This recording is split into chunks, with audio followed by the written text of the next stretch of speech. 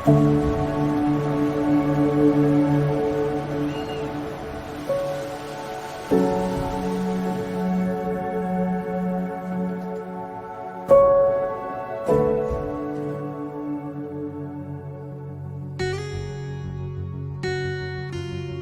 America, everybody drinks water with 3/4 of the tumbler being full with ice cubes.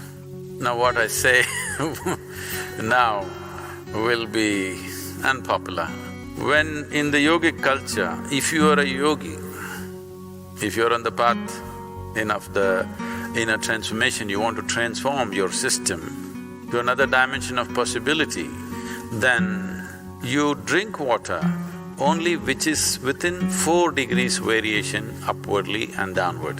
That is, your normal body temperature is somewhere around 36 degrees centigrade.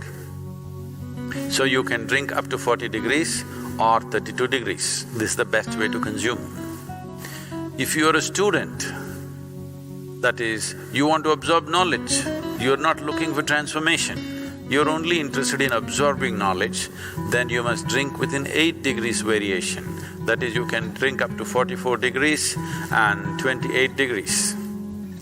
If you are a householder who is not interested in any transformation or learning, you just want to manage your wife and children and husband, that's all your thing is, then you can drink up to 12 degrees variation from both sides. Beyond that is not considered conducive for anybody. So that's an unpopular thing to say, but it's important that whatever you consume is somewhere in the range of the body temperature, not too far away from that, because it will disturb the way the water within the system behaves by consuming water or any substance which is very, very far away from the body temperature. I know the ice cream loving people and will scream at me now. I'm just telling you the ideal conditions. How many of you want to live in the ideal range? Or being conscious of it wherever possible, staying there is a good thing to do. If you don't feel thirsty, if you don't drink water, nothing is gonna happen, you're gonna be fine. It's only in America you will die if you don't drink water. Nowhere else people simply drink water. When they get thirsty, they drink water, otherwise they're fine, even in a desert. It's only in America, in cold climate, everybody's carrying a bottle and sipping continuously because the marketing machines have done this to them that they must drink lots of water. Excessive consumption of water, especially if it's done in small sips, body absorbs. When it absorbs, the sodium levels, which are very delicately balanced, will drop. The rest of the body also is affected but may not be noticeable, but in the brain, sodium levels dropping will lead to swelling of the brain. This does not mean your brain is growing. Swelling means it's a kind of sickness, okay?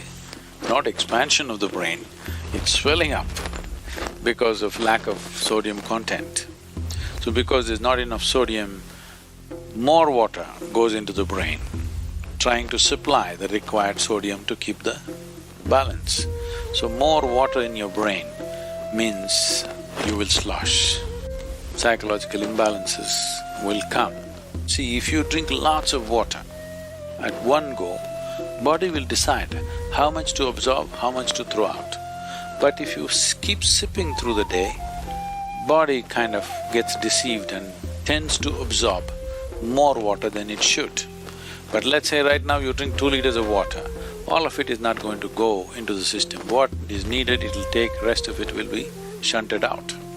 Nobody need to drink water simply because you think it's a good thing to do. When you feel thirsty, you must drink water just to ensure you're drinking enough.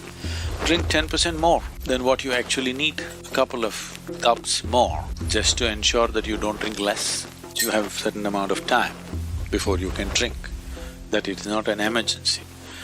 At the same time, when you need water, when you're thirsty, if you don't drink, it'll cause damage to the system. The damage to the heart is immense when the water that is needed is not there in the system.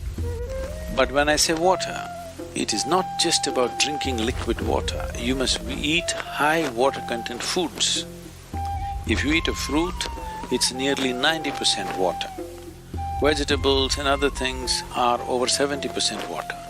When you consume food, at least it must be level with the percentage of water content in your own body.